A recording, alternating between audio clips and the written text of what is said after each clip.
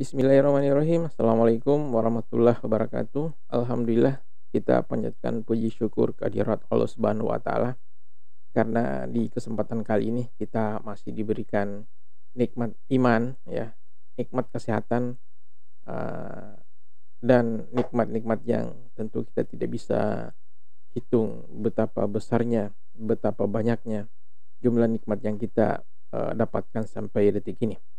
Di kesempatan kali ini saya akan mencoba untuk membawakan atau menunjukkan bagaimana cara menggunakan Oracle Academy yang merupakan sebuah sistem untuk proses pembelajaran, di mana di dalam sistem tersebut banyak sekali materi-materi pembelajaran yang bisa kita pakai dan pelajari secara mandiri. Nah, untuk menggunakan, eee, untuk mendapatkan akun dari Oracle Academy, Anda bisa meminta kepada instruktur, yang ada di institusi Anda masing-masing. Instruktur itu bisa berupa dosen atau guru jika institusinya sudah berlangganan atau menjadi member daripada, Oracle Academy. Nah, untuk keperluan tutorial kali ini saya sudah mempersiapkan sebuah akun ya, yang di-create oleh seorang, instruktur. Jadi ketika pertama kali Anda mendapatkan akun dari instruktur, ini adalah username dan password-nya ya, yang sudah dibuat seperti ini. Ya mungkin nanti tentu saja untuk instruktur berbeda tentu, mendapatkan akun dan, password yang berbeda pula. Jadi ini adalah akun awal ya, ini adalah akun awal kemudian ini saya sudah persiapkan, password yang baru untuk menggantikan password default karena, di sistem e-learning ini kita diwajibkan untuk, merubah, password default ketika pertama kali kita mau, login. Baik, untuk, mengaksesnya, pastikan internet Anda stabil, kemudian kita menggunakan browser. Di sini saya menggunakan, Chrome, Google Chrome. Oke, pertama kita mengakses alamat, webnya yaitu http, titik dua slash dua kali kemudian academyoracle.com ya. Saya copy saja, kemudian saya paste di sini, enter. Nah, nanti kita akan dihadapkan pada halaman pertama dari, Oracle Academy, ya. Nah, untuk memasukkan username dan password, kita, tinggal arahkan, kursor di sebelah kanan atas, ya. Ini di sign in, ya. Kalau kita geser baru akan, muncul, kalau kita tempatkan di sini baru akan muncul. Nah, di sini ada dua jenis, sign into member hub dan sign into student hub. Untuk, siswa maka tentu saja di bagian bawah ini, tetapi kalau instruktur dari sini. Nanti jika seorang masuk sebagai instruktur maka dia bisa memantau progres atau perkembangan dari siswa yang berada di kelasnya ya.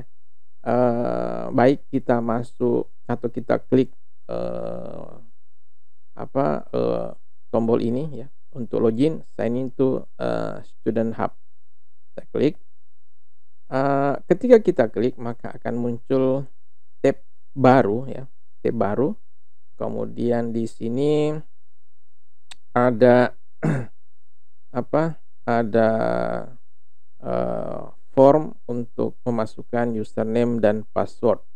Oke, saya copy username yang kita dapatkan dari instruktur ya.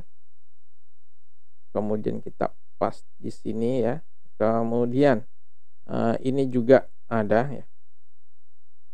Ada kita copy paste juga passwordnya karena tadi username dan passwordnya sama, jadi tinggal saya paste saja di sini. Kemudian sign in.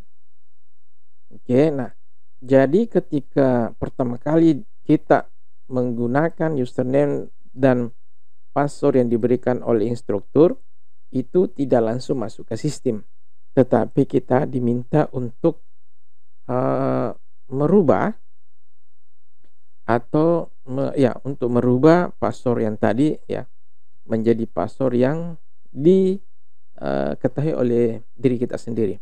Oke, di sini saya perlihatkan saja password yang akan saya pakai untuk perubahan tersebut ya. Saya tinggal copy ya. Tentu Anda harus mempersiapkan password Anda masing-masing ya, yang Anda harus ingat.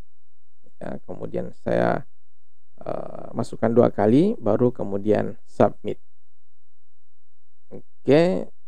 Nah, sekarang kita sudah masuk ya, sudah masuk di sebagai seorang student. Nah, yang pertama di sini ada beberapa menu, ada menu home, kemudian menu my learning, kemudian reporting. Kemudian di sini ada nama full name full name kita. Jadi first name dan last name-nya ada. Kemudian di sini kita bisa merubah password kembali jika Anda ingin melakukan perubahan. Kemudian di sini ada my preference. Di my preference ini Anda bisa merubah bahasa yang ingin Anda pakai. Ya, kemudian untuk time zone ya pastikan time zone itu ya zona waktunya sesuai dengan posisi Anda di mana. Karena itu nanti akan berpengaruh misalnya pada pada settingan waktu yang ada di sistem. Jadi misalnya ada hal-hal tertentu di mana settingan waktu dibutuhkan, maka sistem akan mengambil dari pilihan yang Anda ambil di sini. Oke, di sini saya mengambil GMT plus 9 karena saya berada di Indonesia bagian timur. Oke, kemudian kita simpan saja, kita cukup pakai bahasa Inggris saja. Kemudian di halaman pertama ini ada my channel, ada my learning pathways. Nah, ini di my learning pathways ini ada beberapa resource yang Anda bisa pakai ya. Misalnya untuk guide ya, bagaimana penggunaan sistem ini ya, learner guide ya. Anda bisa melihat dengan mengklik view di sini ya. Jadi kita explore dulu sistemnya ya. Ini adalah panduannya ya. Kemudian kita bisa play ya untuk melihat panduan-panduan yang ada. Ya, kita tunggu dia muncul ya. Ini adalah bagaimana mengatur lingkungan member hub kita tadi, bagaimana merubah kata sandi dan preferensi profil ya, dan seterusnya. Ini panduannya tinggal dibaca saja. Kemudian selanjutnya saya kembali ke home. Kita explore saja ya. Nah, ketika pertama kali Anda diberi akun, maka secara otomatis Anda akan diberikan source ini ya. Source ini itu otomatis. Sedangkan untuk materi yang lainnya itu tergantung kepada instruktur. Anda harus meminta atau memang instruktur sudah harus setting bukan mata kuliah, tetapi materi-materi apa yang Anda bisa ikuti. Nah, untuk akun yang tadi itu saya sudah buatkan sebuah channel yang namanya mata kuliah Sistem Basis Data kelas 3 IF1 misalnya. Nah, di channel ini ya kita lihat detailnya.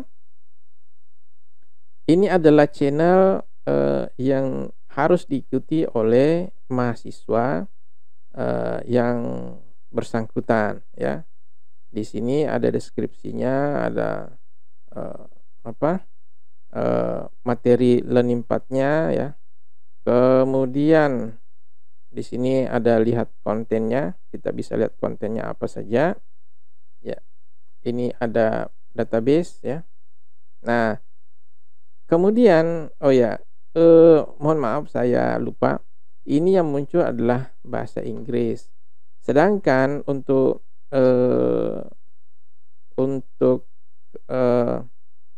materi base data di sini, materinya saya setting pakai bahasa Indonesia. Oleh karena itu, di sini di My Preference kita harus setting juga pakai bahasa Indonesia. Jadi tadi harusnya saya lupa tadi, harusnya kita setting pakai bahasa Indonesia ya. Oke, kemudian ini sudah melakukan refresh. Kemudian kita kembali klik channel mata kuliah Sistem Base Data kelas 3 IF1. Jadi setelah kita tadi merubah My Reference menjadi bahasa Indonesia, di halaman depan ya, halaman depan di beranda tadi ya, ini beranda ya, seperti ini kan ya, ini tadi beranda. Kalau dari sini kemudian ini paling depan tadi, kemudian kita klik ini ya. Nah, ini adalah channel kita, masuk di tampilan seperti ini. Kemudian di beranda ya, ini klik lagi di beranda sini karena ada beranda yang ini, ada beranda yang ini. Klik beranda ini. Nah, nanti akan muncul materi-materi yang saya sudah setting untuk bisa Anda akses. Yang pertama, hand-on lab ya, intermediate Oracle review. Jadi ini bisa dipelajari secara mandiri. Kemudian ada DD itu database design, pelajaran desain base data bahasa Indonesia. Kemudian ada DP database programming. Di sini sudah masuk perintah-perintah SQL. Kalau ini hanya untuk bagaimana cara mendesain basis data. Nah, materinya pada saat ini Anda belum bisa mengakses. Hanya pada saat ini Anda belum bisa mengakses karena Anda belum enroll. Tetapi instruktur sudah menyiapkan materinya untuk Anda, tinggal Anda enroll. Untuk melakukan enroll atau mendaftar di materi ini, yang pertama kali Anda lakukan adalah Anda mengklik saja ini ya, Anda klik ini. Kemudian di tampilan yang muncul ya, tampilan berikutnya Anda harus mengklik ini, Anda mendaftar ya. Nah, Anda mendaftar karena kalau tidak berarti Anda tidak bisa mengaksesnya. Oke, ini kita klik tadi dan sukses ya. Kita tutup ya. Kemudian dari situ nanti kita sudah bisa mengakses semua materi-materinya. Sebagai contoh misalnya mulai dari section pertama. Ini adalah source tambahan yang sebaiknya juga Anda pelajari. Section pertama itu pendahuluan mulai dari pengantar Oracle Academy, kemudian data versi informasi, reward database dan seterusnya, dan diakhiri dengan kuis. Jadi setiap section itu ada kuisnya, setiap bagian ada kuisnya. Kita coba lihat section 1. Jadi section 1 bagian 1 itu pengantar Oracle. Kita buka ya. Kemudian Anda boleh mainkan ini ya, atau langsung lihat dari sini perincian. Ya, ini perinciannya. Oke. Oh ya, dia kembali ke sini. Oke, saya mohon maaf. Oke, pertama kita pengantar akademi. Dari pengantar akademi kemudian kita mainkan. Kita mainkan ya untuk DD1. Di sini muncul nanti file PDF yang Anda bisa download ya. Ini materi 1. Anda bisa download di sini ya. Tinggal Anda ini klik ikon download dan untuk mendownloadnya. Bisa juga Anda langsung cetak ya. Saya tutup saja. Kemudian kalau sudah, nah nanti di DD11 Anda akan diberi tanda centang. Sistem akan memberi tanda centang bahwa bagian ini Anda sudah akses ya, dan tadinya di sini 0%, sekarang sudah 100%. Dan di sisi pengajar atau instruktur, instruktur tahu bahwa Anda sudah me eee, membaca ini atau Anda sudah mendownload, materi ini ya. Di sini ada keterangannya. Ini semua diketahui oleh, instruktur. Ini semua diketahui oleh instruktur. Itu bagian pertama, yaitu pengantar Oracle Academy. Kemudian selanjutnya saya bisa kembali ke perincian, untuk seluruh materi ya, dan kembali ke sini. Ini sudah kita, akses tadi. Kemudian dengan cara yang sama Anda bisa mengakses ini, dan seterusnya. Baru kemudian Anda menjawab kuis ya, Anda menjawab kuis ya. Untuk menjawab kuis tinggal Anda buka tadi, kemudian Anda klik mainkan ya. Mainkan ya. Kita lakukan secara cepat saja ya, tidak perlu saya pikirkan sebab ini hanya sebagai contoh. Di sini kuisnya, setiap bagian itu biasanya terdiri dari 15 nomor kuis, di mana setiap siswa mengerjakan soal yang berbeda dan diacak. Saya klik apa adanya saja, karena kita tadi settingnya pakai bahasa Indonesia, maka soal yang muncul pun berbahasa Indonesia ya. Kita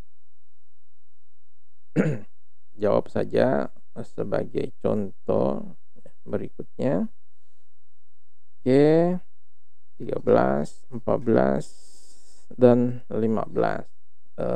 Kita lihat apakah sudah terjawab semua. Ya. Jadi saya bisa klik ringkasan untuk melihat resume dari soal yang sudah dijawab ya. Ini semua wajib dijawab, kemudian terdesak sekian. Kemudian di sini semuanya sudah berwarna hitam semua, artinya sudah dikerjakan. Apabila nanti ada soal yang terlewati Anda belum kerjakan, maka misalnya yang ini tidak akan berwarna hitam dan Anda bisa kembali ya, ini dengan mengklik di sini untuk kembali mengerjakannya. Tetapi jika sudah semua Anda kerjakan ya, maka Anda bisa mengirim jawabannya, dan saat itu juga ini notifikasi lagi untuk memastikan bahwa kita betul-betul ingin kirim.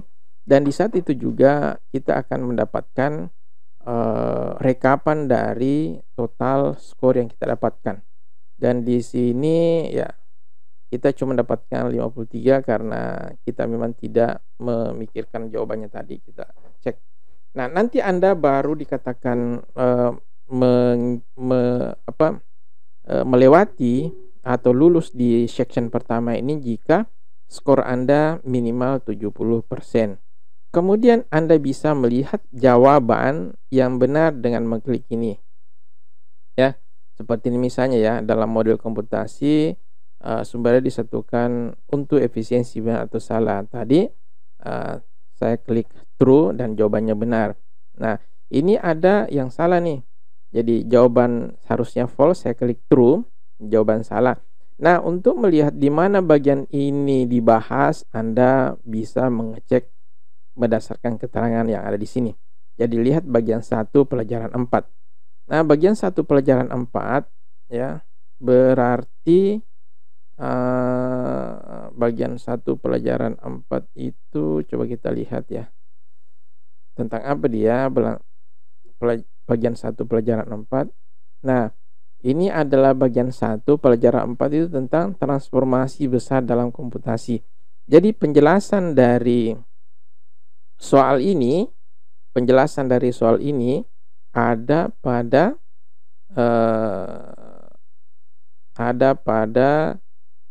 mana tadi ya? Oh, ini bagian 1 section 1 bagian 4, yaitu DD14, yaitu transformasi besar dalam komputasi. Nah, apabila misalnya tadi kita cuma dapatkan nilai 50 tidak memenuhi syarat, maka kita bisa melakukan kuis ulang. Jadi Anda bisa melakukan kuis maksimal sebanyak 3 kali. untuk dikatakan lulus di program ini. Namun, kalau sekedar pembelajaran misalnya ya, Anda ingin tahu melakukan tes secara terus-menerus, maka seingat saya sistem tidak membatasi Anda bisa mengerjakan kuis ini berkali-kali. Tetapi hasilnya tidak akan diakui lagi ya, karena tadi sudah 3 kali misalnya gagal. Oke, nah itu untuk penggunaan bagaimana mengakses source atau materi serta mengerjakan kuis. Jadi, bagian pertama ada kuis, bagian kedua atau section 2 ada kuis juga 3, 4, kemudian bagian kelima. Nah, setelah bagian kelima di database design ada ujian tengah semester. Nah, di sini Anda mengerjakan ujian tengah semester dengan konsep yang sama di kuis tadi. Ya, kita coba lihat. Jadi seperti ini tampilannya untuk ujian tengah semester. Kita tinggal klik mainkan atau kalau bahasa Inggris itu tombol play. Baru ada instruksi sini Anda telah mencoba pengujian waktu ya, baru berarti kita belum pernah coba. Jadi kalau nanti sudah 3 kali coba di sini ya muncul angka 3 kali ya. Dan jumlah maksimum upaya yang diizinkan untuk mencoba ini adalah 3 kali. Kemudian kita klik lanjutkan.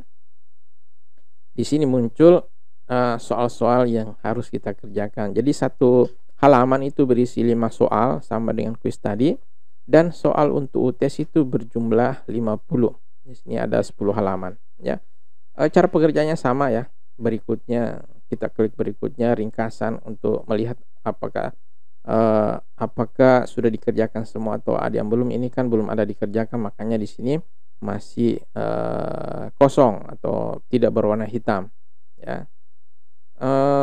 Kemudian setelah dikirim, konsepnya sama tadi di UTS, yaitu kita akan mendapatkan berapa jumlah jawaban yang benar atau salah, dan kita bisa melakukan review terhadap jawaban kita sebelum kita mencoba yang kedua kalinya ya. Oke. Itu untuk database design. Jadi kita sudah bisa melaksanakan proses pembelajaran untuk bagian database design. Karena kita sudah melakukan enroll tadi ya.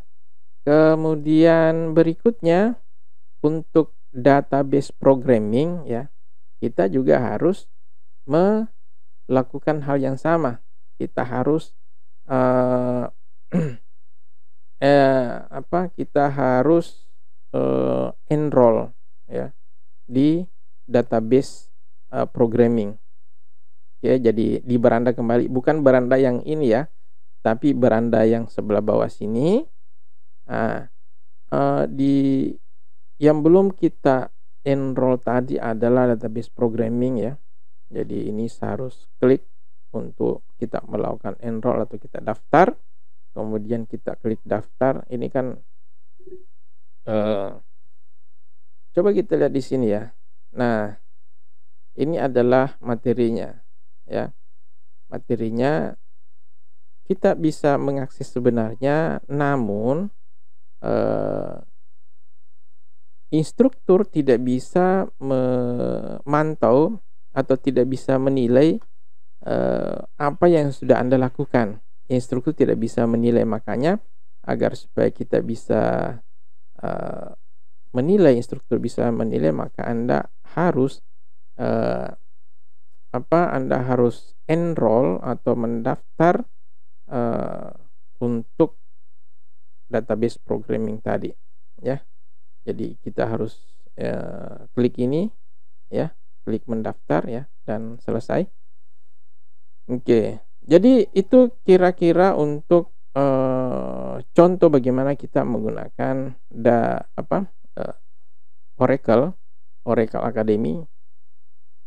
Nah, di database programming ini banyak ya, banyak sekali materinya, ada sampai 19 kalau tidak salah. 20 ya, 20. Dan semua tadi materinya ada UTS dan ujian akhir ya. Database programming juga ada ujian akhirnya. Oke, itu untuk bagaimana cara kita menggunakan Oracle Academy. Jadi kita bisa mengakses materi, kita bisa melakukan ujian, baik itu UTS maupun UAS ya.